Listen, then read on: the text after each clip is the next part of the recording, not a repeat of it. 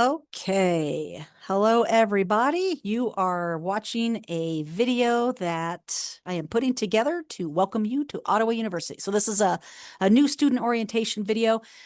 We usually do this live, but this is a video in case you can't attend a live new student orientation on Zoom. This is a video version of that. So it's a little tailored differently, but I will be here with you to run through some things. Normally, when we're doing this live, we would have welcome and introductions. I'll go ahead and take care of that right now because we don't have anybody but me. My name is Kate Bain. I'm the Chief Enrollment Officer for OU Online, professional and online campuses.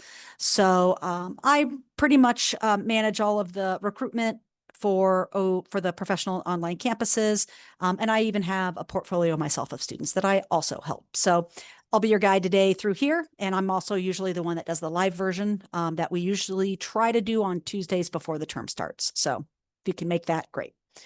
Other than that, we're going to go through the Ottawa history and mission, our locations and campuses, because it does get a little confusing on what we have where, a little bit about our academics, class structure, our SST. Ooh, it's a teaser. You'll get to find out what that means. Some of our systems, the first courses, and finances and resources. And there's no Q&A, obviously, because I don't have anybody on here. So, all right, I will go through fast because I don't want this to be a super long video, but feel free to adjust your needs as necessary if you need to speed me up or slow me down.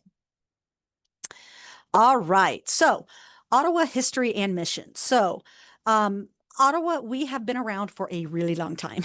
We were founded in 1865. That's our original campus down in Ottawa, Kansas. Abraham Lincoln actually signed our initial charter. Yes, that's right at the Civil War time. That's how old we are.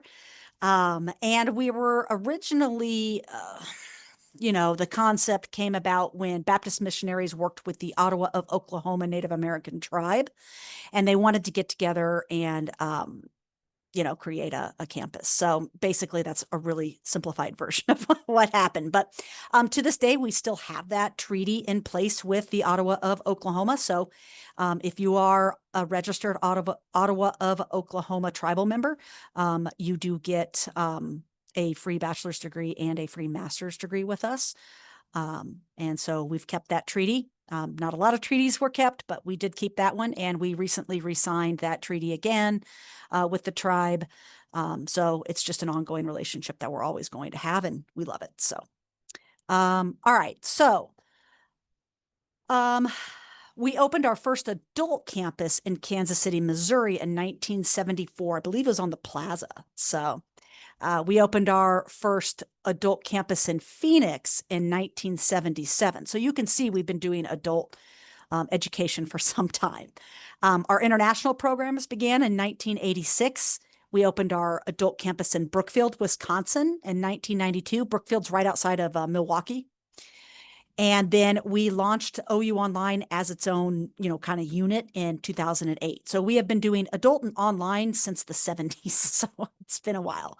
And then we opened our second residential campus in Surprise, Arizona. That was launched in 2017. So when I say residential, those are the big campuses with all the buildings and the sports and the dorms and the things you think of when you think of campus life. Our mission statement is, you can read our vision statement too, but building on its foundation as a Christ-inspired community of grace and open inquiry, Ottawa University prepares professional and liberal arts graduates for lifetimes of personal significance, vocational fulfillment, and service to God and humanity. You will see that throughout as we go along, but I will talk a little bit about liberal arts here at the beginning. And our vision statement, basically just, we want to have a community of openness and collaboration and respect. It doesn't matter who you are, where you come from, what religion you have, if any, or anything like that. We are very open and inclusive. Liberal arts. What is the liberal arts? So we are a liberal arts institution. What that means is that we strive to have our students have a wide breadth of knowledge and integrate that knowledge into everything they do. When you get a liberal arts education, that is not a political statement, right? Liberal arts is It has nothing to do with the political word. But liberal arts just means that you are getting a little bit of everything. We want you to experience other people, other cultures, other perspectives, other ways of thinking, right? If you're like me, I'm an English person. I love my English. I'm also English adjunct faculty. Um, but I'm not good at math. But that doesn't mean that I get to get by with not using that kind of brain power, right? So maybe my form of math is linguistics, and so we kind of work this around, and we want to make sure that everyone leaves well-rounded. They can think critically. They've got good communication skills. They can gather information, especially nowadays when you need to have good internet literacy skills to be able to understand what's real and what isn't. We're even down to that now. So, and we're want to incorporate your own personal values and your own personal faith and your own relationship with the community. And are you a global citizen? And we want you to be a good steward of Ottawa, but we want you to go out there and serve humanity in the best way that you can. So that's really kind of what we're looking at for liberal arts. Employers love liberal arts degrees. It just means sometimes you can just see things and adapt and apply different concepts to different systems, and it just means you're generally a pretty well-rounded, bright worker. So those are the benefits of liberal arts, and you'll get more of that as you go through your schooling. Locations and campuses. All right, so we have 4 distinctive campuses right now. We have 2 residential campuses, one in Ottawa, Kansas, and one in Surprise, Arizona. And then we have an adult campus in Overland Park, Kansas, and an adult campus in Brookfield. So the 2 residential campuses, those are the ones with the sports and the dorms and all that good stuff. And then we have our adult campuses in Overland Park and Brookfield. Overland Park is a suburb of the Kansas City metro area. So you'll see us use Kansas City and Overland Park interchangeably. And you might also see us use Brookfield and Milwaukee interchangeably because it's the same type of thing. So those are our locations. As far as our mascots go, we've got the Braves and Gibby. So because you, if you're watching this, are one of our professional online campuses, these are the mascots that you use. The OUAZ Surprise Campus, even though it's a residential campus, just like our one in Ottawa, it has a completely different mascot, completely different. It's called the Spirit. Their mascot is a wolf called Fang. So they're a little bit different. So you may see some of that branding, but as far as branding and what goes, you're really part of this side of it. So you're part of the original residential campus. We're known as the Braves, and we have the okay to use that from the Ottawa Tribe of Oklahoma. And if you don't know what that is, the Braves is usually the arrowhead. For those of you that are football fans, obviously I'm a Chiefs fan. As I live in Kansas, same thing. So it's the arrowhead. And you'll see it on our seal, which I will talk about here in a second, but there it is right there, but it's just facing down rather than to the side. And then Gibby is our mascot. So Gibby is the river otter. It's a sacred animal of the Ottawa Tribe of Oklahoma. And that's been our mascot forever. And I think he got his name in 1999. So a little bit about that. So the seal, let's talk about the seal real quick. Don't want to go into too much detail, but basically you've got the cross that symbolizes our faith-based origin. You've got the star, which is, it depends on who you talk to. The Northern Star, stars in Kansas. It's part of the Kansas motto. It's got a lot of things that kind of attach to it. This is a book. I don't know if you can see it very well, but it's a book. Some people consider it the Bible. Depends on if you want to take it that way. Other people consider it the book of knowledge. So, knowledge and learning. You can take it either way you want. We got the arrowhead, like I said, and then we have the swan, which is the River of Swans. It's a river here in Kansas that runs through the land that the campus is built on. So it has a French name, but I'm not going to butcher that for you right now. All right. Why do I talk about locations and stuff? First of all, just so you have an idea of kind of where we are in the world. But second of all, if you happen to live near a campus and you do want to go in and use those resources, we do have them. Feel free to come in, use our printers or our scanners. We have computer labs, probably not residential campus. I would probably want to do an adult campus if I were you. So if you live in or near the Milwaukee area or live in and near the Kansas City area, you can come in and use our stuff. And then of course, Arizona, it's just, it's a different thing, but I'm sure you could go into the residential campus and use some resources if needed there.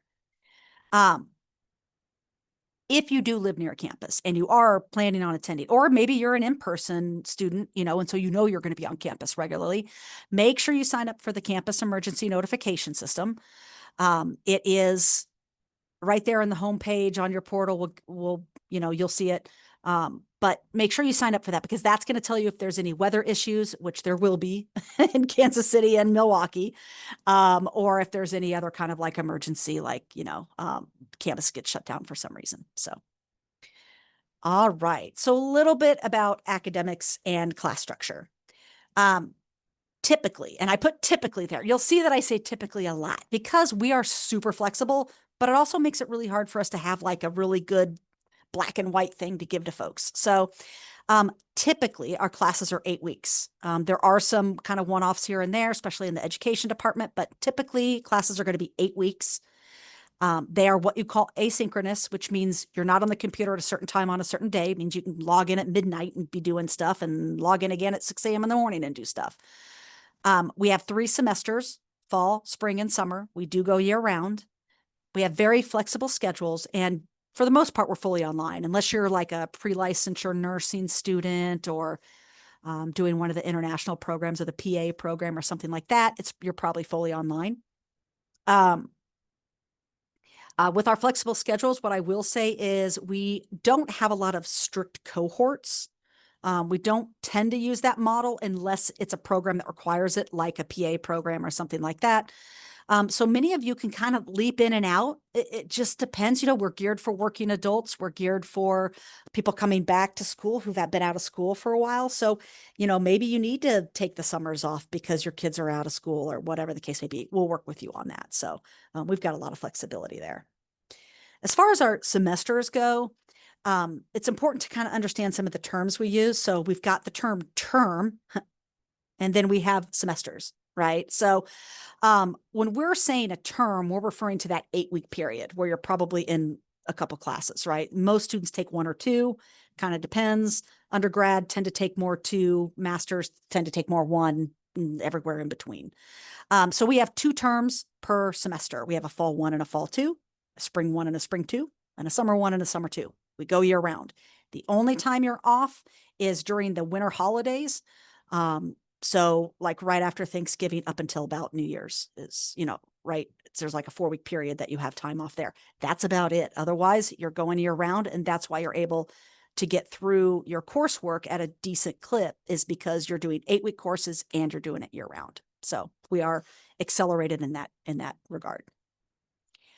All right, so a little bit about bachelor's degrees and what is a bachelor's degree. Master's degree we'll get to. So here's what a bachelor's degree is. For those of you that are first generation and really just don't know a lot about school, a bachelor's degree, basically at the end of it, you do all the schoolwork, and at the end they give you a little piece of paper that says, hey, you did it. And that piece of paper symbolizes the learning that you got while you were in school. So it is very important that you put everything into this. Everything, you only going to get out of your education what you put into it. So it's extremely important that you put all of your might and effort into it so that piece of paper is valid, right? The bachelor's degree means that you know a little bit about a lot, right? You've got a good overview of a subject. So if you're a business major, you have a little bit of everything. You've got a little bit of finance and a little bit of accounting, and a little bit of econ and a little bit of marketing and a little bit of management, right? Like you just kind of have a little bit of everything. But then when maybe you hit your master's, you go, I'm going to go HR. And so then when you go into your master's and you're doing HR, now you're going to know a lot about a little, right? So you're not going to discuss in HR, accounting, and finance and stuff. You're going to be discussing things like payroll and benefits and training and development and things like that, right? So you get a lot more specialized once you hit master's. So the bachelor's degree is a nice broad overview of a topic. Usually you have a core amount of general education that's going to be across every university. They're going to require so many gen ed courses. And this is so that you're well-rounded and you get a chance to kind of experience other classes. At one point I thought I was going to be a geology major. I really loved earth science, even though I don't think that way. It's not the way I think, but I love the topic and I almost went that way. So you want that gen ed to just kind of give you a little bit to know what you love and what you don't, and just give you different skill sets. So you have your gen ed. You've got your lower division courses. Those are your 100 and 200 level courses, your English 101, Psych 101. Those are typically more introductory, very often held at, a lot of our students tend to get those at the community college. Then you have your upper division. Those are going to be your 300 to 500 level courses. Those get a little bit more rigorous and usually are your major courses, right? Specific to your area. Obviously, if you're a business major, you have to have so many business classes. If you're an English major, you have to have so many English classes. Those are the ones specific to your major. And then the capstone courses are going to be at the very end. It's usually something that like ties it all together, right? Like tries to get all of your learning of your subject together. It'll have, if you were an English person, it would have a little bit of linguistics and literary criticism and, literature and writing and whatever. And then, of course, if you have a program that requires any kind of practicum or internships, those would also be. So that's kind of what a bachelor's degree looks like, just kind of give you an idea of how it's built and kind of why it's built that way. So that's a bachelor's degree. All right, SST, what is that? Yay, it's a student services team. So basically, you've got a 3-person cheering squad to get you to graduation. You've got an enrollment advisor, an academic advisor, and a finance advisor. So how do we all work together to get you there? So the analogy I always use is you're in a car, right? So imagine a 4-seater car, you're driving, the enrollment advisor, us, we're in the passenger seat next to you. And then your finance advisor is sitting behind you in the back seat, and your academic advisor is behind the enrollment advisor in the other passenger seat. So we're all hanging out with you in this car while you drive. You're driving, you control the radio, you control the speed, excuse me, you control everything you need to, but we're here to help. At the beginning, the enrollment advisor is going to be sitting up front with you. We're the ones that get you started. We're the ones that, get you accepted into the school, get you into the first couple classes, kind of walk you through that stuff, get you acclimated. Then about halfway through your first set of classes, so about 4 weeks in, maybe somewhere around there, you park and we get out and we switch seats with the academic advisor. So the academic advisor gets in the front seat. We now take more of a backseat role. And so then you head off again. And so now your academic advisor, think of it this way. We get you on the highway, so you're kind of getting there. Your academic advisor is going to navigate you through the city, right? So a lot more fine tuning, a lot more things that you have to kind of figure out with your academic advisor.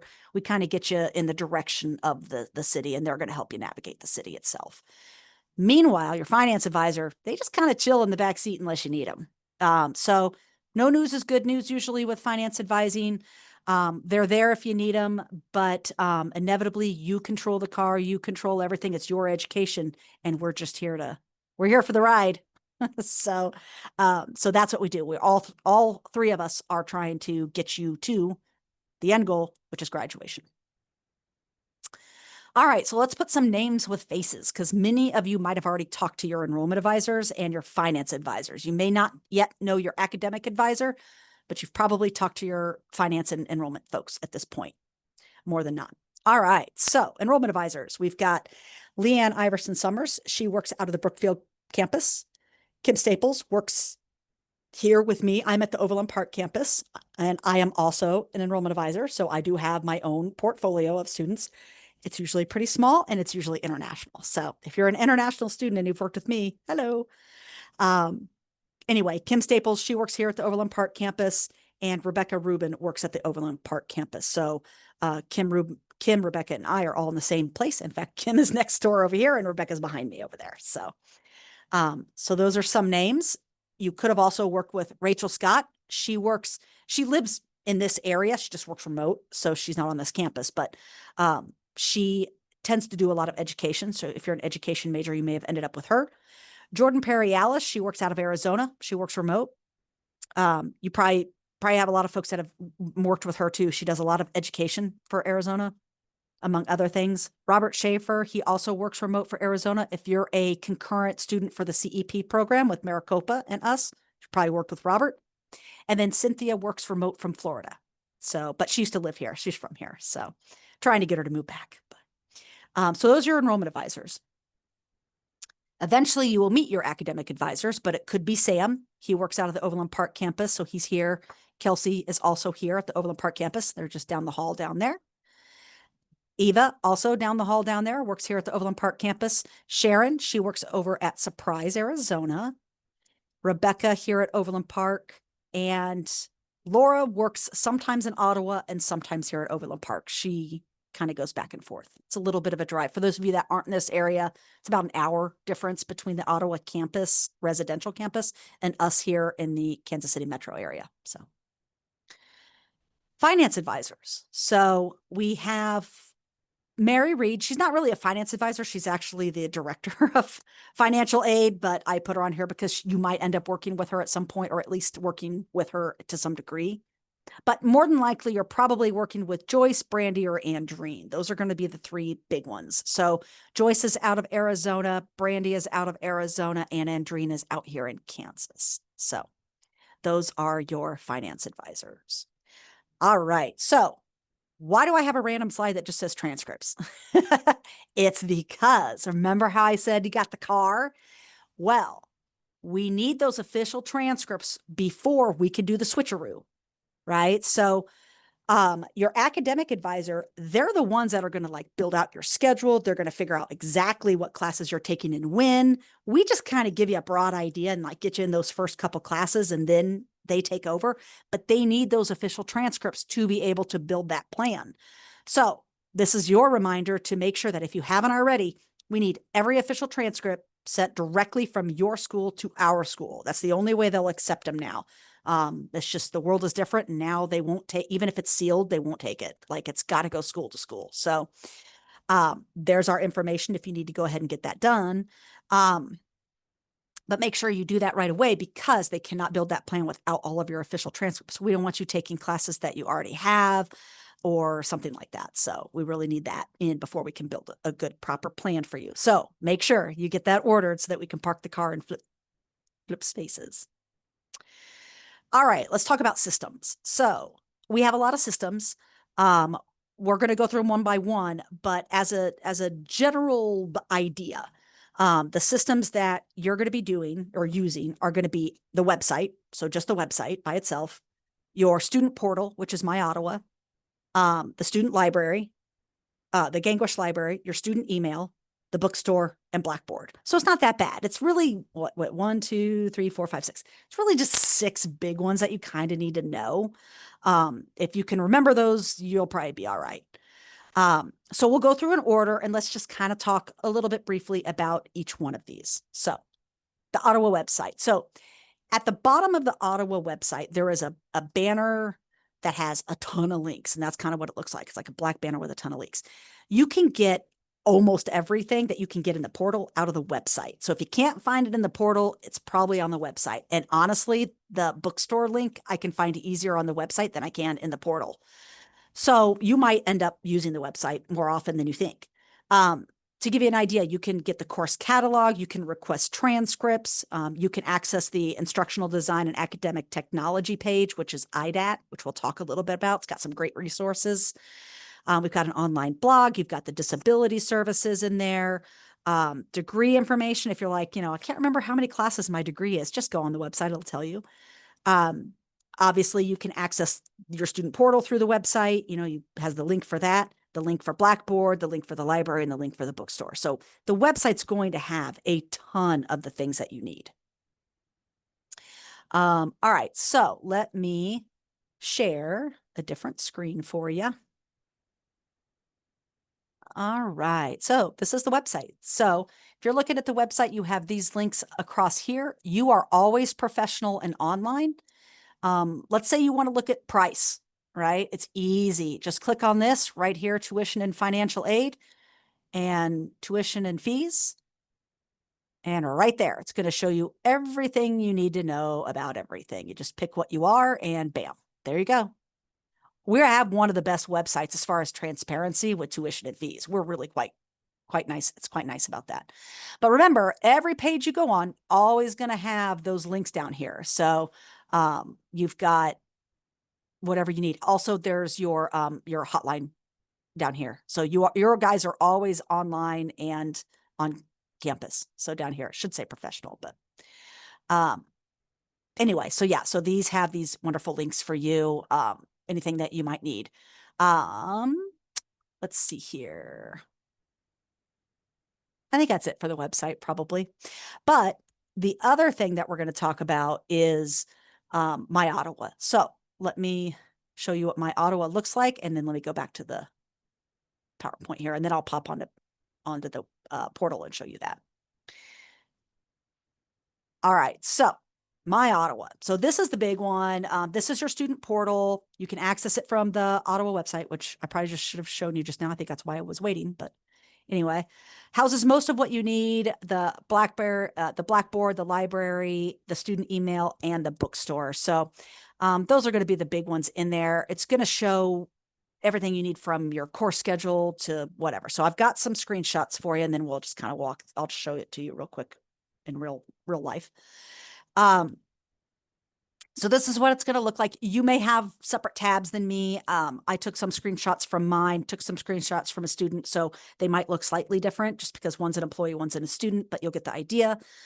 Your username is always going to be your student email and then your password. Your student email typically will be your first name dot last name at student.ottawa.edu. So mine theoretically would be kate.bain at student.ottawa.edu. If I had a real common name like, John Smith, there might be a number, but if you don't have a super common name, you probably don't have a number. And that's going to be your password across the board. Your login credentials across the board. Email, password. The password is random. It's one of those secure ones we send you until you change it. And then you'll just use that for everything. So really, the hard part is just getting logged in the initial time into everything. Once you get logged in the initial time, it's so much easier. But getting logged into things can be such a bear sometimes. So yeah, so that is what it's going to look like. Once you're in there, really probably for you, academics is going to be the tab you probably click on the most. This is obviously a student screenshot because I had to redact some things, and I can't show this to you live because I'm not a student, but if you have, if you have this tab and you go in there, you're going to find that you can add drop courses. You'll be able to find your course schedule, look at your unofficial transcripts, do your FERPA forms. If you don't know what FERPA is, that's if you need somebody else to also have access to your stuff, parent, kid, spouse, whatever that might be. There's the bookstore link in there, registrar forms, your course history. What did I take last term? Oh yeah, it was, so you've got all those things that you need. They're all right there. It's pretty self-explanatory. I will say one thing about the course schedule, though. It's very important that you remember that when you go to look for your course schedule, the course schedule is always going to default to the current real-time term. So right now, we haven't started fall. So as I'm recording this, fall has not started, and we're like 2 weeks out before fall. So technically, we are in the summer 2 term. So if you go in here and you don't see your schedule, but you thought you registered, make sure that you see this view details and you click on that and change your term to the correct term of the one you're trying to see. So if you're trying to look for your fall classes and you're in the summer semester, they're not going to show up. So you need to go ahead and change the term semester. So I think you can change it by term and change it by semester. So whatever you want to do. So make sure you do that with your course schedule. And the finances tab, because you do have a finances tab, you may find a couple big things in there. Your account history, you can make payments, you can get your financial forms, your financial information. Be aware that we are just coming out of a big migration, so some things are not built all the way yet. So as I'm recording this, we are freshly out of a migration, not even a year yet, from a whole different infrastructure. So some things could be different if you're watching this. There could be new things built. So just keep that in mind. So there's where you can find all of your finance information. Student email, that is pretty much one of those quick links on almost every single page. So you shouldn't have any problems finding the link for that. But basically, you're going to click on this and go in there and sign up. Here's what I will say. I put on here that you need to check it at least 3 times weekly. I'd say it's probably daily, at minimum 3 times weekly. And I think that's probably pushing it. Your student email is the only way anybody knows how to get in touch with you. It's weird. I get it because us in enrollment, we start using your personal email because you're not a student here yet. So we talk to you all the time through all your personal stuff, and then it feels real natural and everything. And then all of a sudden, nobody is using that. And all of a sudden, they're only using your student email. That's because you're officially a student and we need to use your student email for that. So it's a little wonky, but basically just remember that enrollment advisors are probably going to talk to you through your personal stuff, but anybody else, it's all got to go through your student email. So make sure that you're checking that on the daily. Um, there is an OUIT tab, which is wonderful because you don't have to access it while you are logged in. You could just get into it. And so that's going to have everything you need on, filing a ticket for help, calling in for help. Microsoft Office is free in there, and I think it's in the OU Hub. Can't remember. It's in several places, but please don't spend money on Microsoft Office. We've got like a web version that's free for you. Don't be spending money on that.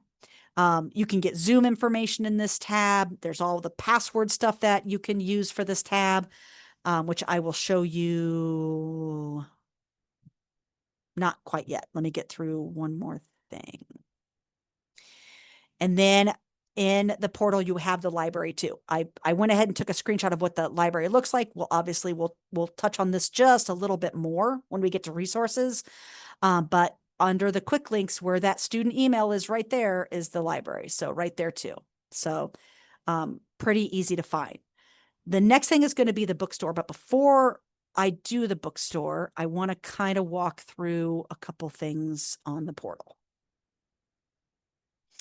All right. So this is your portal. And the important thing here, I kind of ran through some stuff, but the academics tab was the big one. Mine is going to look different. I'm not a student, so I have faculty stuff here, so it just looks slightly different. OU Help is the big one I want to show you about. I didn't screenshot this, but this is where all of your password stuff is. So if you need help with password, you got to go and read this stuff. Yes, it's cumbersome, but once you get it all figured out, it's good. It's good that it's secure. I get it. But you can open a ticket, you can email. I will say it is available 24/7 and they do answer pretty quickly as far as IT goes. Um, you know, it's kind of hit and miss. I've been to many universities. I think our IT is they're pretty responsive and they're pretty quick. It is 24/7, but what I will say, here's my caveat. Business hours, like Monday through Friday, 9 to 5, you're going to get Ottawa people helping you. And outside of business hours, you're going to get a third party helping you. So if it can wait till business hours, it would be better for you to do that because you're going to get people who understand our Ottawa systems better. But if it's an hour before your assignment is due and your assignment is due at midnight, hopefully you're not doing that, but there is 24/7 coverage. So if something's not working, you've got something. So there's the printing, email information, net tutors in here, which we'll kind of talk about a little bit more. There's more password lookups. I mean, there's just so much stuff in here. And the nice thing is you don't need to be logged in for this stuff. So if I log out, I still get oops, well, it logged me back in, but I still got the OU. It's just too smart for its own good. Anyway, there's the OU help tab. So it's just going to keep logging me back in because it knows. But anyway, so that's kind of how the portal looks. So, okay, back to this. Alrighty. So, all right, we'll do the library later with resources. So there's one more thing that I'm going to show you on this PowerPoint, and then I'll go back to the actual bookstore website. So in the bookstore, it's generally under the academics page. Sometimes I see it, sometimes I don't. So it's just, I don't know why sometimes it tends to disappear from there, probably from whatever we're fixing. But I also think it's easier just to go to the website and click it on the black banner link. But if you click on that, it's going to take you to the bookstore. You'll be able to look up all the books that you need for your classes. What I will say is, sorry, I'm caught here. Okay. What I will say is the bookstore is run by our residential campus, and they do not run the same programs that the professional and online campuses do. So like they're not going to have a Master of Arts in Counseling. They're not going to have a PA program. They're not going to have an Ed Specialist School Psych program. They're not going to have addictions counseling, whatever the case may be. So they're not going to have the books. You're probably not going to be ordering through our bookstore. You're really using our bookstore stuff to look up the books and then see where to go to get the books. So like use your Amazon, use your Chegg, use whatever it is you use. We don't require that you order books through us specifically. You will have a lot of ebooks. Those are generally just going to be like a $50 fee, and you've got the book in your class ready for you, and you don't have to do anything. Those are super helpful. As an English person, as an older English person, I still covet my physical books. And so it took me a really long time to grow to like ebooks. But now, honestly, as a student, I would rather have an ebook. For fun, I'd rather have the physical book. And this is why. An ebook is so much easier to find things in. You can just do Control F. And I'm telling you, that Control F makes research and writing papers so much easier than a physical book. Because let's say I have a book on psych, and I remember there was this one passage where it talked about golden retrievers and how it did something psychological, how owning one does something psychologically to us. I'm never going to find that again. Where would that have been? You know, you're going to be flipping through physical pages. If you have an ebook, Control F golden, and it's probably going to take you right there. So if you haven't given ebooks a chance, give them a chance. As someone who really adores physical books and really prefers physical books, because I'm on a computer all day, I just like to read a regular book. When it comes to studying, ebooks are the way to go. But I get it. If you want physical books, that's okay. We allow you to opt out of ebooks. I'm getting there. So, all right. So you could have a range of books, and we're going to look up all three versions on here. So if you're good on books, you can fast forward. But there's three different versions, and probably more than that. But the main ones are going to be ebook, physical book, or e-content. Ebook is a electronic book that's in your class, and it's usually really low priced, and it's already in there for you and don't need to do anything about it. A physical book means you need to look it up and you see it, and it just needs you need to order it from somewhere, whether that's through us or Amazon. And then e-content just depends. Sometimes that e-content is already in there and it's part of that ebook. Sometimes you have to go into your class to order it or to sign up for it. Sometimes you have to order it outside. E-content can just kind of depend on the class. Generally, e-content means you're going to sign into your class and there'll be instructions there. So that's usually what e-content is. And that's going to be things that usually include some sort of software. I see it a lot with accounting and sometimes with like nursing and things like that. So let's talk about some options here. So I've got some screenshots so you can see things, and that's how an ebook looks, but let's go through it like in real time. So I'm already in there. So this is what you're looking at. And so if you have to go to look up your class, basically what you're doing is you're always professional and online, and then you pick the term. So let's look at this upcoming term here. And let's look up an ebook.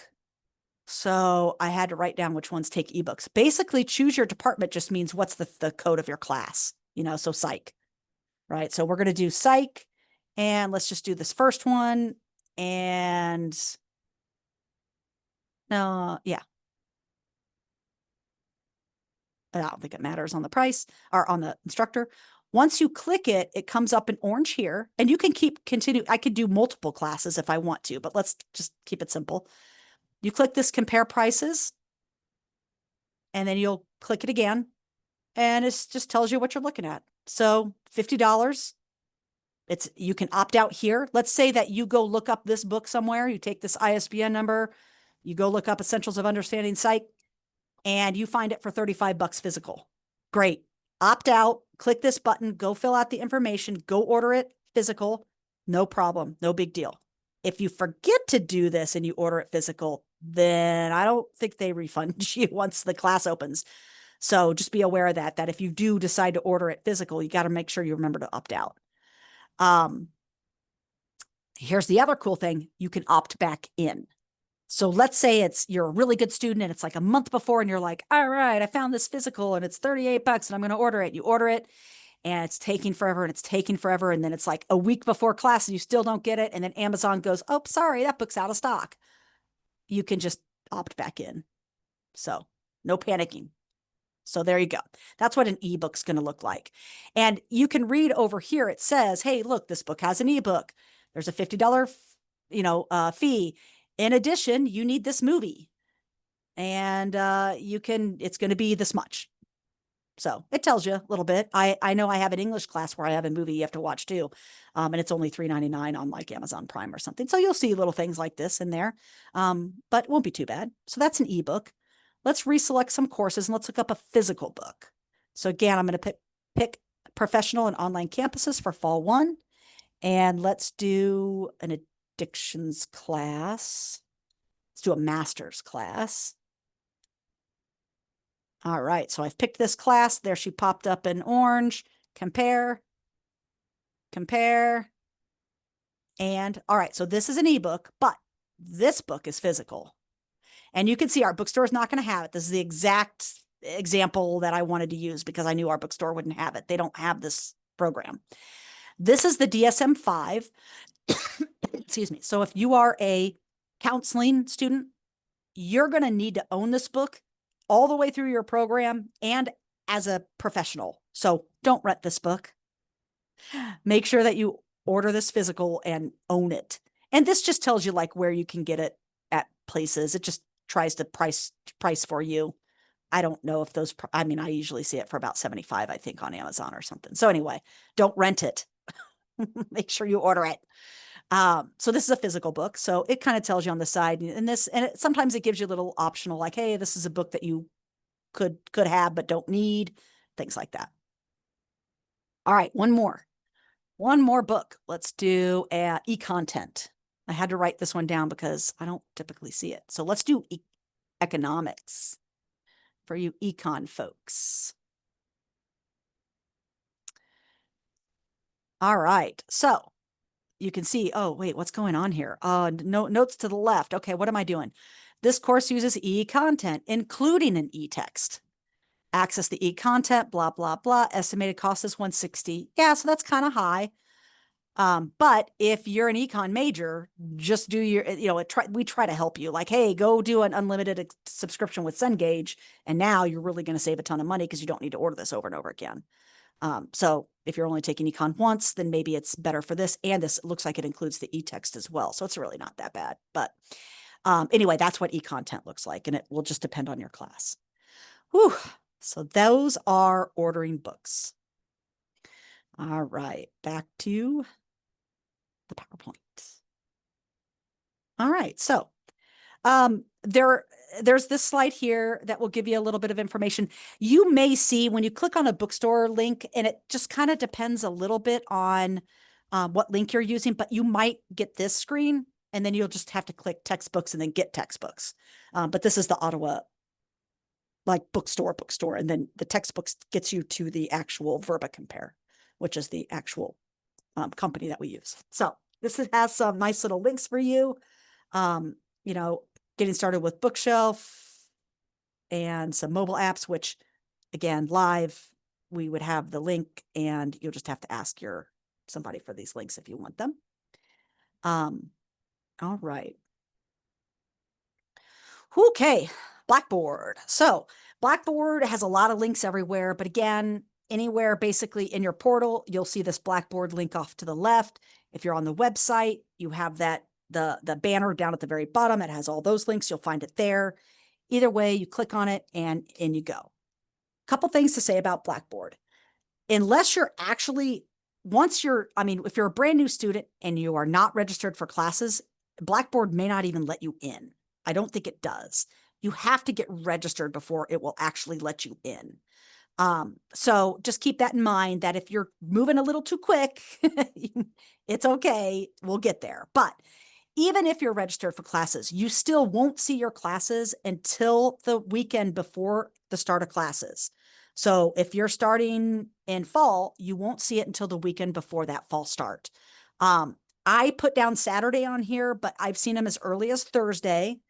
But you may or may not see anything on Blackboard yet. Don't worry. Blackboard is just the delivery system for the class. The things that you really need to pay attention as far as like course schedule and what you're registered for and all that is in your My Ottawa. But Blackboard is where you're going to go once you're actually in classes. So you'll have a bunch of links. There is a sample course in there. Don't think that sample course is mandatory. It's not. So if you see anything like an alert that says your sample course is almost finished or, something sample, you don't need to deal with that. So just ignore it. I'll just save you the frustration there. So basically, you'll go into Blackboard the weekend before classes start. You'll have access to a couple things early, but not too early. And you'll be able to go in there, look at your syllabi, and just kind of prepare for classes on Monday, the weekend before you start. I will say one other thing about Blackboard Ultra versus Blackboard Classic, I guess maybe is what the other name is. Blackboard Ultra is basically just like an updated version. And it just depends. If you're a master's student, you're probably going to be using Blackboard Ultra. Believe me, Ultra is better. That's why we're moving slowly to it, but we can't change every course at the same time. So we're slowly pushing all of our courses over to Ultra. So you may have some courses in Ultra and some in the older format. It's the exact same thing. It just might look slightly different one from the other. You'll get a handle on it pretty quickly.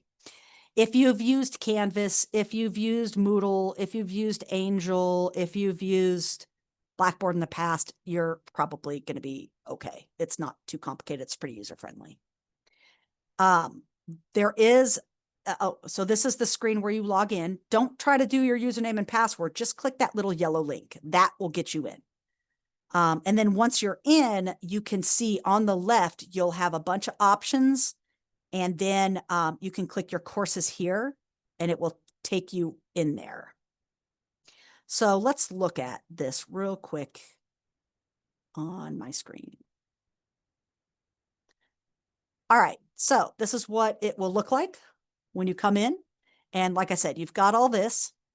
If you click on courses, it will show you courses. I've got another screenshot that's going to kind of talk about this, but you can change these to what you need it to be for whatever term you're looking at. You can do all courses or courses that I'm taking, whatever the course may be. You probably just want to keep it on all courses. And basically you just click on your course to get in there. So this is a faculty view of it. It should look really similar. Shouldn't look too different, at least enough for a walkthrough. So, but I can't hit too many things because I don't want you to see student information. So, this is an Ultra. So this is what it looks like in Blackboard Ultra. If you're an English major, we've already moved all of the Blackboard Ultra English courses there. It was one of the first programs we moved over because it's the best. Just kidding. All right. So anyways, so if you click on content, this just goes through all the weeks. If you're in the classic version, there'll just be links on the left. So you're probably already kind of going, oh, I get it if you've used it before. So week 1, you'll pop into week 1. It tells you introductions. It'll give you the overview for everything that you need to know, the readings that you'll need to do. You can click out of here and then go into the learning resources, which will have all these. You'll want to go through, read all of the stuff you need to read, and you'll have your discussions, your assignment, everything you need to know about week 1, all under week 1. And the same for week 2, and then week 3, and then week 4, and then week 5, and then week 6, all the way down through your 8-week class, 8-week class. Some cases might be 16, but so that's how it is. I mean, it really is pretty easy. Up here, you can click on calendar. You can look at the announcements that the instructor has posted. You can look at discussions. There's introductions, and every week has a different prompt, usually 2 prompts per week, and whatever else you may need to do. So that's kind of what Blackboard looks like a little bit, at least a general idea of kind of what it looks like. All right, so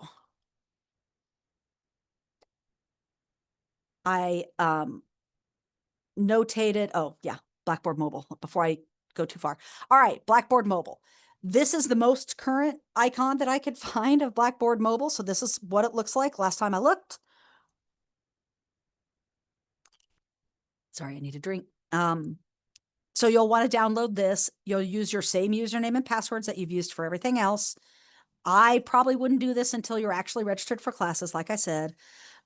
When you're doing the Blackboard mobile app, make sure that you put in Ottawa University. Do not put in the University of Ottawa. That is a school in Canada that is not affiliated with us in any way, shape, or form. It's just the name. So that's University of Ottawa. We are Ottawa University. Make sure that you use Ottawa University and not Ottawa State University. A lot of people tend to call us that. They think Ottawa is a state, I guess. So anyway, so that is the Blackboard mobile app. I highly suggest getting it. It's super, super helpful, and you could do an amazingly large amount of stuff on your phone. So hang on to it, do it. It's easy to have, and it's great in a pinch. And then back to Blackboard, like I kind of showed you, I took a screenshot and just gave you some of those icons so that you could see everything that I just showed you. All right, so let's talk a little bit about those first courses that you're going to be in. So typically, undergraduates, you will begin your program in a UNV 30001 class. That is your typical University 101 type class.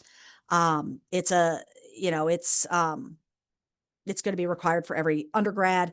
Many undergrads will probably be in an LAS course, which is a liberal arts studies course, or your other course with your university course could be your major course. It really just kind of depends on your schedule and what you're bringing over, what you're transferring, things like that. So you're going to probably be in the same courses. Graduates, don't really get entry-level courses unless you're in a really strict cohort.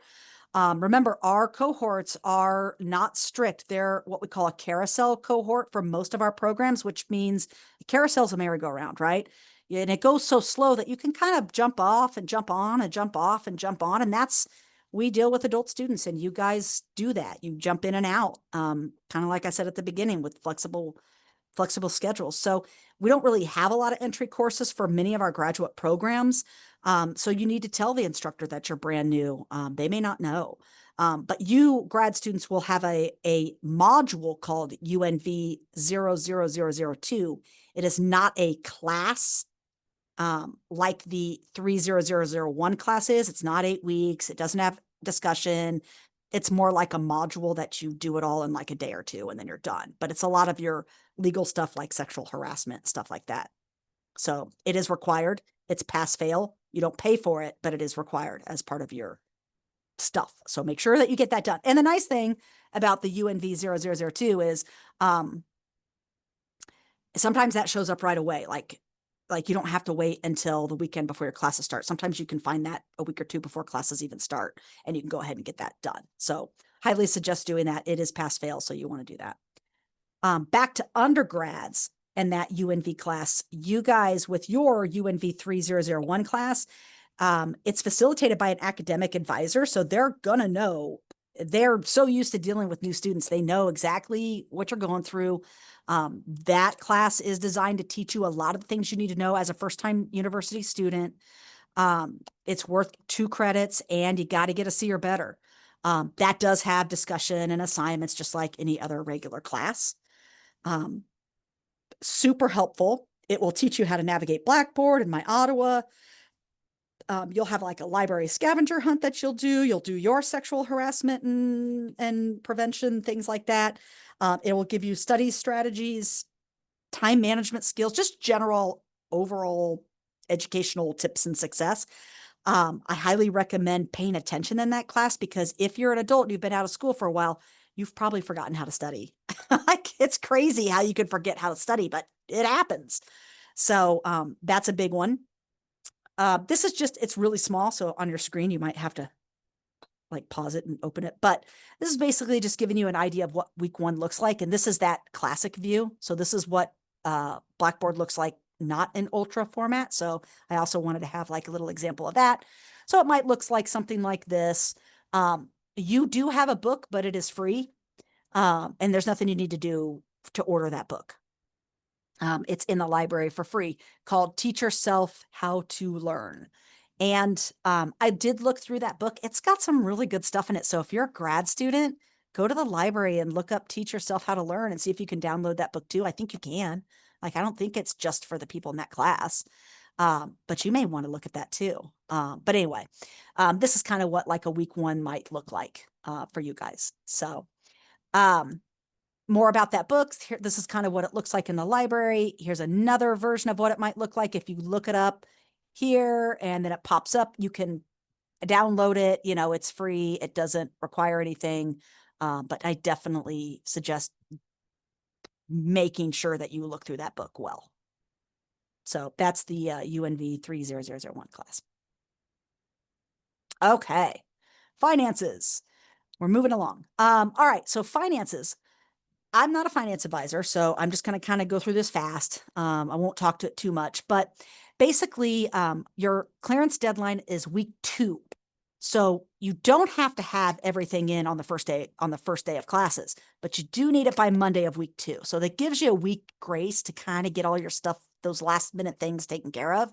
And that's not to say everything has to be finished. It just needs to be that you're communicating with your finance advisor and you've got things going and things look good. Like, you know, we need to have your FAFSA on file at that point. You know, like there's certain milestones that you need to do, but you know, if there's some documents you still need to do or whatever, you know, your finance advisor will generally work with you, but you got to be financially cleared before Monday of week 2, or they will drop you.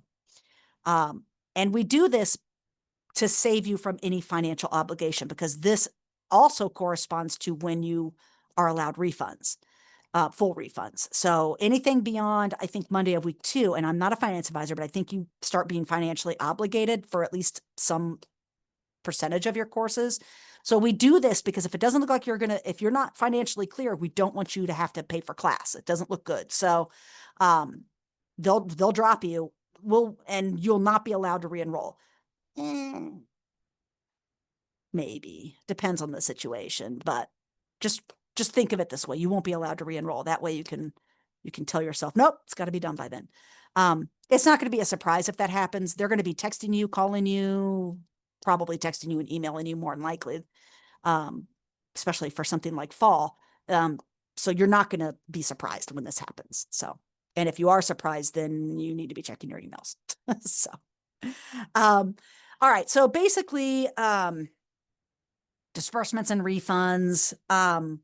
Again, I'm not going to talk too much detail about this, but your loan amount is divided equally over 2 semesters. So what they do is basically they're going to tell you what you need.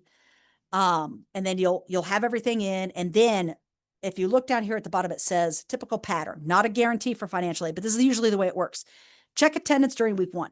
We need to be able to tell the government, hey, they're attending their classes before we can get anything really going, right? So the government's going to go, so we go, hey, government, they've posted attendance. They're actually showing up for class and participating. Everything's good. And then they go, oh, okay. And then they start dispersing aid. And then we try to start processing those refunds come week 3 as they come in.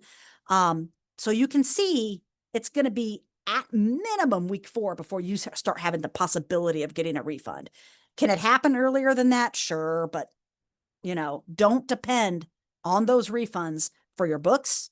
Don't depend on those refunds for income at all, much less the timing, but don't do that. So be financially able to cover that first class. That's what you need to do. You need to be able to buy your book. If you're a grad student and your first class requires books, please do not wait for a refund check to come. You're going to be halfway done with your class and you don't have the book. That's not setting you up for success. So make sure that you have all that stuff done on the front end. I believe we still do early book advances and stuff, but it's touch and go. I wouldn't depend on those. Yeah, so there you go. Ways to pay. So basically you've got, if you're most many students are financial aid, right? So federal financial aid, that covers that. You could be paying out of pocket, right? Which means you're just paying for your classes. If you pay with a credit card online, you're gonna have that fee that the banks charge you. If you do it with like an e-check though, it's like 50 cents. So there you go. Try to do it the whatever way is more beneficial to you. Deferred tuition, if you have an employer who helps you with school and you don't want to, and you can get the documentation from that, and you don't want to pay up front, you want to wait till after your class when they give you the money for it, you can do that with a fee. There will accept third party payments. Some employers pay third party. Some people have trust funds, things like that. So any kind of third party payments, military VA payments. If you're Ottawa of Oklahoma, you have your own scholarship and own payment systems that you use. So whatever the case may be, we'll work with you on getting that done. Okay. One more thing to say about finance is you got to practice smart borrowing. Like we hear all these stories about these monster loans and, you know, those monster loans that people talk about are either people that have been at career students or they went to really expensive schools, like, I mean, really expensive, not Ottawa expensive, expensive. And then, or they're, medical, or sometimes they took the max amount they could and they did Parent Plus and they just capped everything they could and they used it as income while they went to school. Those are the monster loans that people talk about when people leave with a bachelor's degree. If you are smart and you're not borrowing the full amount and using it as income, you should not have a monster loan by the time you get done with your bachelor's degree, hopefully. You got to be smart with it. Don't use it as income. Don't pull the max out. Even try to buy your books without using it if you can. Try to get everything you can so that you don't have those big loans on you. We don't want people saddled with loans. So, borrow smartly.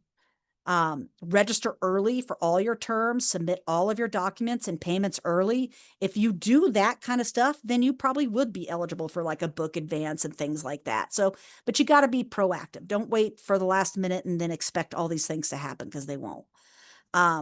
You're responsible. You're the one driving the car. We can only help you. We can't get out and drive the car for you. So your finances are yours. It's a prickly subject for a lot of folks. It's usually a big pain point, but we'll do everything we can to make it as easy as we can, but it's always going to be a pain point no matter what you do. So there it is. If you have questions, go to your finance advisor first.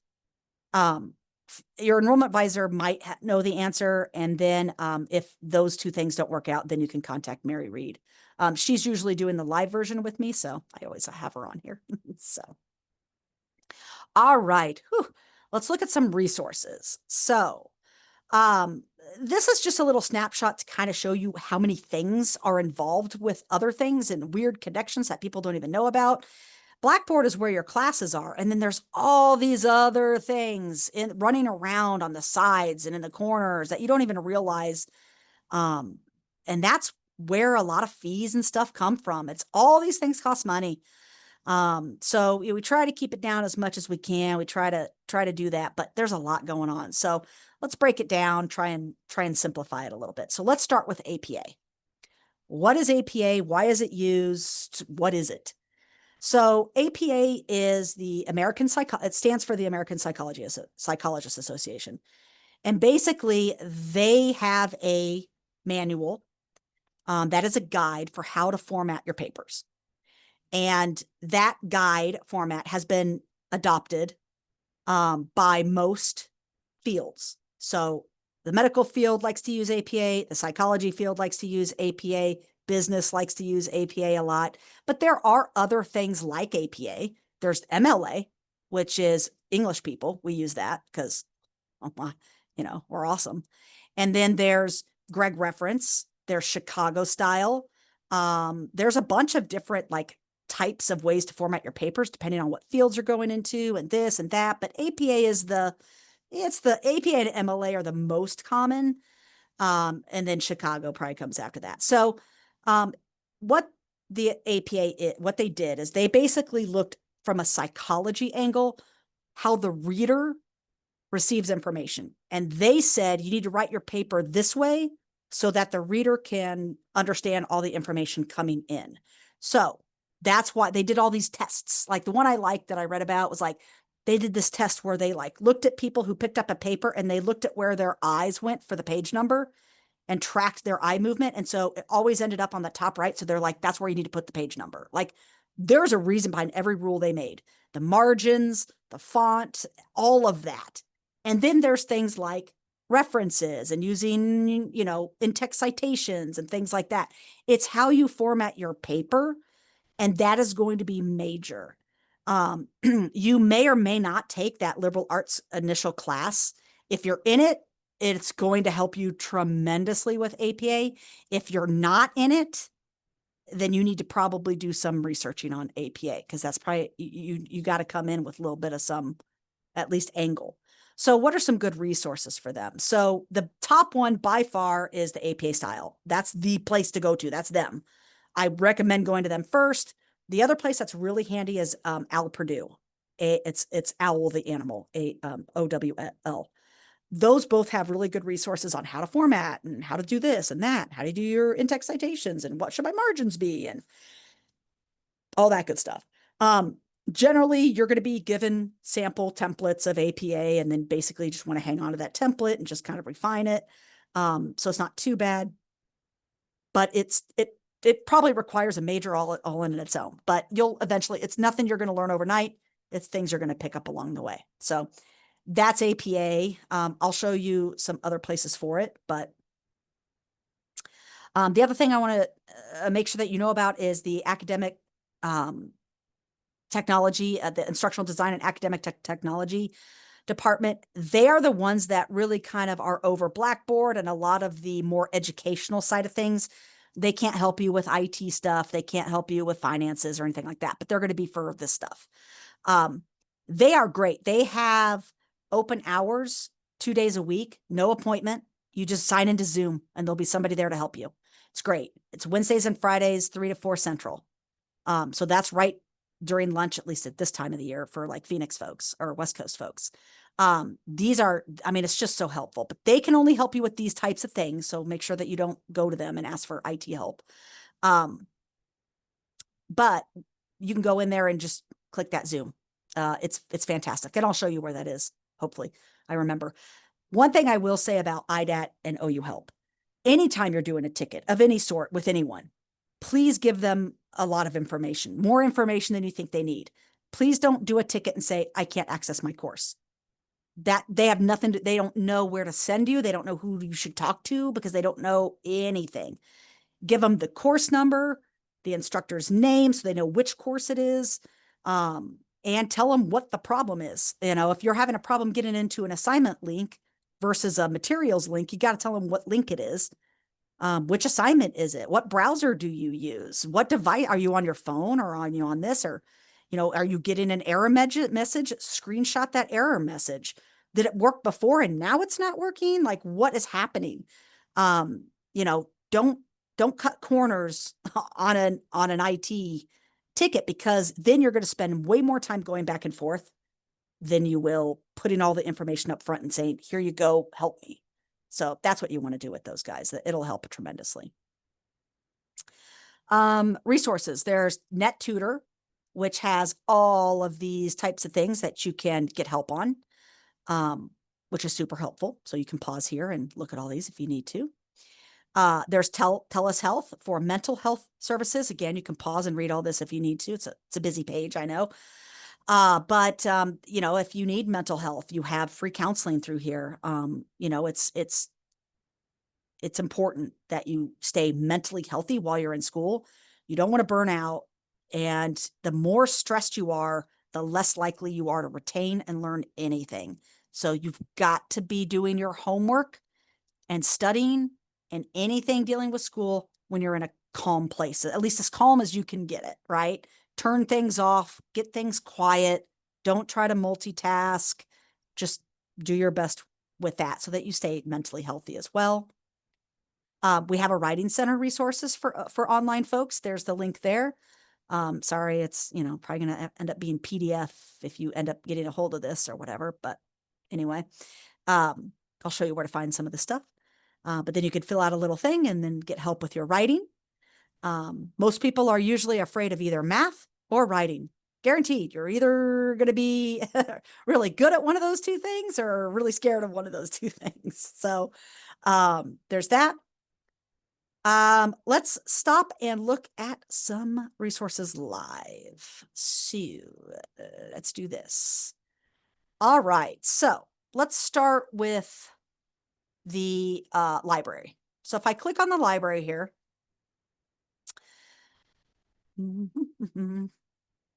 hold please. Internet is going very slow.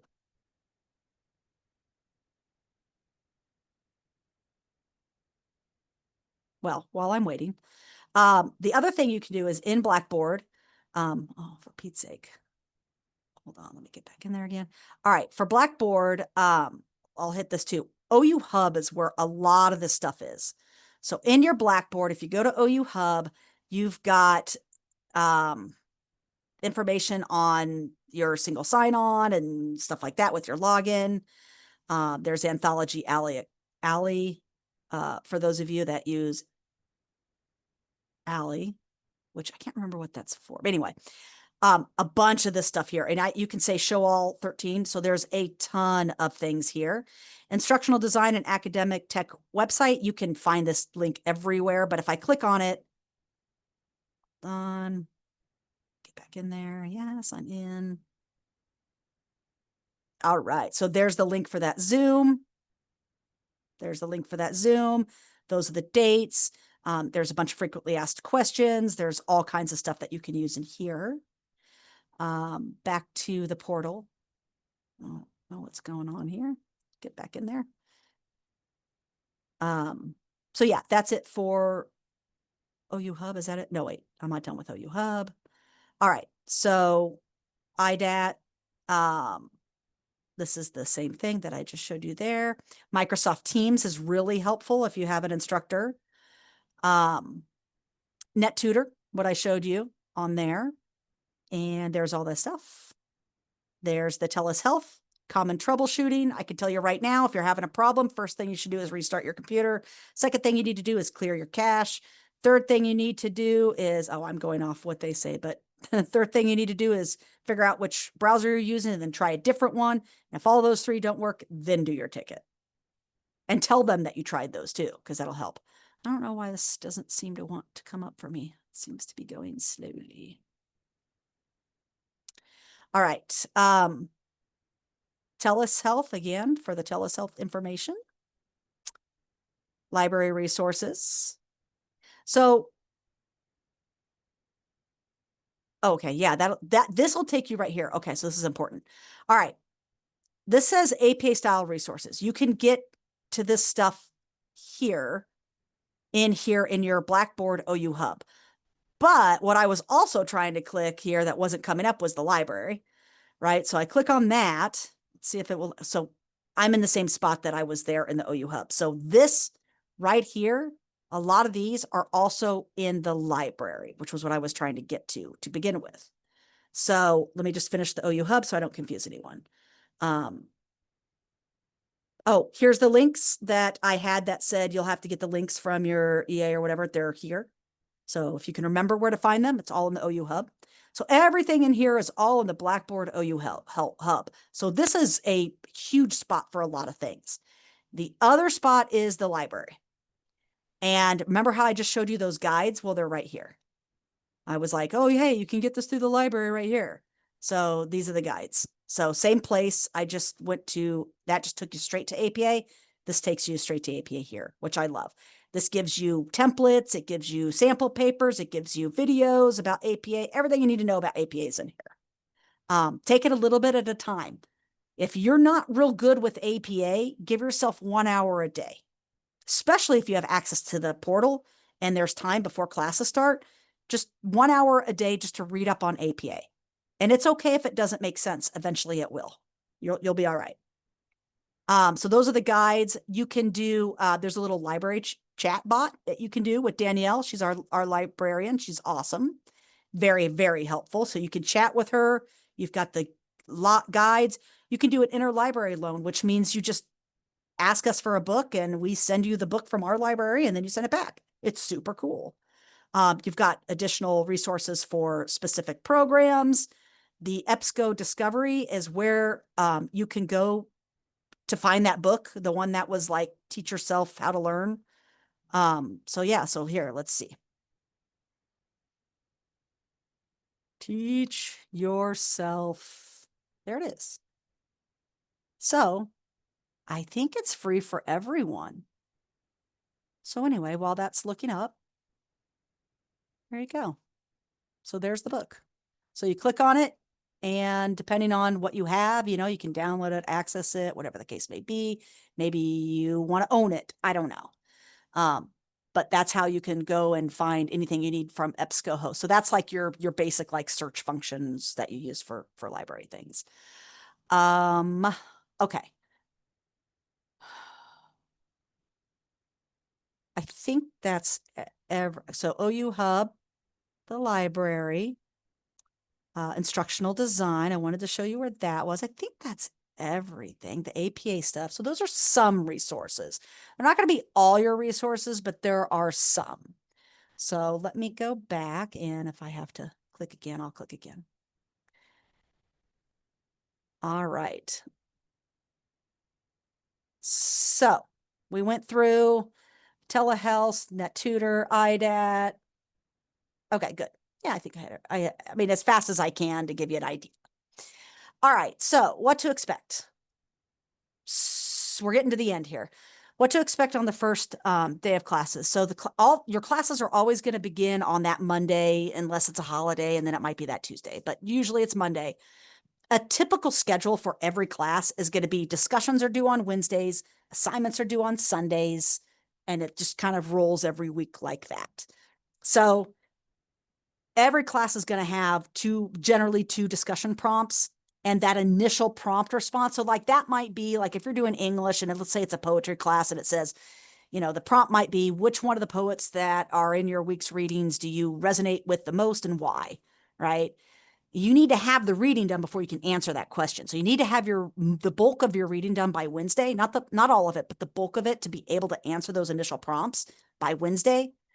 And then Thursday through Sunday, you're kind of talking to your classmates and going back and forth, and it's supposed to simulate a physical classroom. So it's important that you get those posts in on Wednesday and talk back and forth to your classmates, because I can tell you definitively that I learned about, for my undergrad, I went to a traditional state school that was lecture-based with some discussion in the classrooms.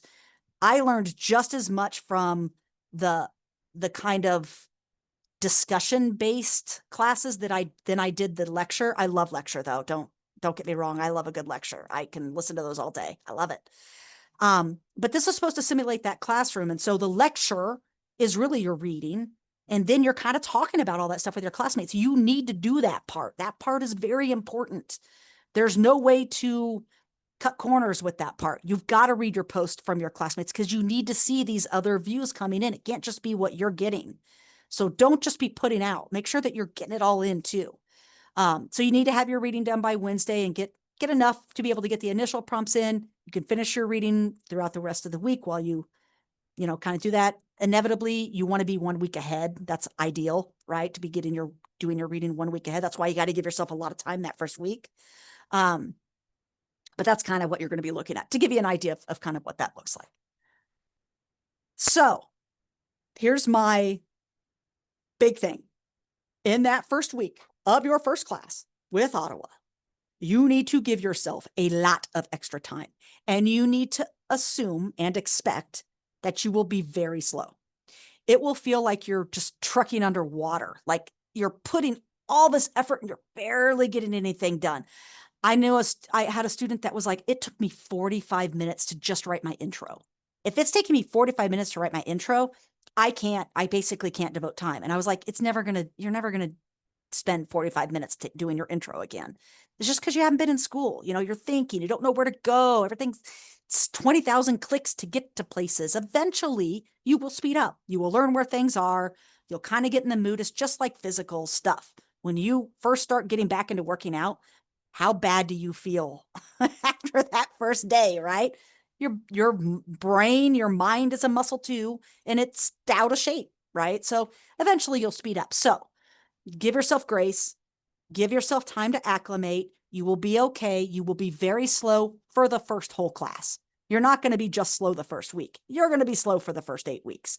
But you'll see eventually you're kind of, especially about halfway through your class, you'll kind of feel like, all right, like this is tough, but I can see that I am making progress. By the time you hit your third term, so like your third class, you'll be a pro. It doesn't take long to get acclimated. So don't panic, but you will. And here's what I will say. I've been in higher ed for 10 years. I have done an orientation like this for all of those 10 years. I've talked to students. I've always been in enrollment. I've always been in recruitment because we're the dream builders, right? We get to do the fun stuff. Once you're in school and you're actually going, then reality hits you and then it's not so fun. We get to be the inspiring part. So I've been in higher ed forever and I always do the speech, right? And I'm like, hey, here's what's going to happen. The weekend before classes start, you're going to go in here. You're going to open up everything. You're going to start reading your syllabi and you're going to start trying to do things and you're going to get super overwhelmed and you're going to want to just throw the whole thing away. Like you're going to go into serious panic mode, like legit panic attack mode. And I've been saying this for 10 years. And that was based off observations. And then, I don't know, it was like 5 years ago or something. I can't remember now. But anyway, I decided to do a second master's in English. And I kid you not, on the first weekend that I had access to my classes, and these are 16-week classes. These are not 8-week accelerated classes because Ottawa doesn't have a master's degree in English. So I had to go somewhere else. But I started this and I pulled up the syllabi and I burst into tears. I was like, there's no way I can do. I was so upset. I was like, I can't do this. This dream that I had to get this done, there's no way I can do this. I'm a working adult. I can't, I don't have the time to devote to that. And then I thought, what am I doing? I'm doing the exact same thing I tell other students not to do. And here I am doing it. So it's probably going to happen to 99% of you that you're going to get in there and you're going to think you can't do it. I promise you, you can. You can. You can do this. It's just going to take a little bit to acclimate. It's super stressful at the beginning and it will be super stressful the whole way. No one said it would be easy. It's a bachelor's degree or a master's degree. If you're like me and this is what you decided to come back to and do, it doesn't matter how much schooling you have and it doesn't matter how long you've been out. The whole thing is going to be difficult. But that's what, it can't be too easy because everyone would have one. So, you can do it. You can do it. It's worth every single penny and blood and sweat and tears you put into it. I promise you, education is worth it. And don't let anybody else tell you otherwise. Anyway, that's my motivational speech. I'll leave it at that. Usually I have questions and answers, but it's not live. So there you go, video version. So welcome to Ottawa. I hope that you'll have a good, enriching, and enlightening experience here. There'll be obstacles and there'll be times you are mad, but it will be worth it in the end. Put everything you can into your education. Don't cut any corners. Do everything you can to do your best and you will be awesome. So there you go. Hope you enjoyed the video.